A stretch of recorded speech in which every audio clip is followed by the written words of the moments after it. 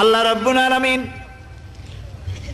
কোরআনে কারীমের ভিতরে নবীজির নাম একটি বারের জন্য নাম ধরে তাকে ডাকেন নাই, বরং তিনি বলেছেন তোমরা পরস্পর পরস্পরকে যেভাবে নাম ধরে ডাকাডাকি করো আমার নবীকে সেভাবে নাম ধরে ডাকবে না।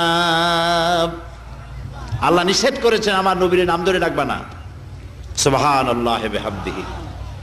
এই পৃথিবীতে যত নবী আসছেন সমস্ত নবীরা হলেন এলাকা ভিত্তিক নবী, অঞ্চল ভিত্তিক নবী। এক এক এলাকার, নূহ আলাইহিস সালাম এক এলাকার, মুসা আলাইহিস সালাম আলাক এলাকার, দাউদ আলাইহিস সালাম আরাক এলাকার, এরকম এলাকা ভাগ ভাগ করা। কিন্তু মুহাম্মদ সাল্লাল্লাহু আলাইহি ওয়াসাল্লামকে আল্লাহ রাব্বুল আলামিন কোন এলাকার জন্য নবী বানান নাই।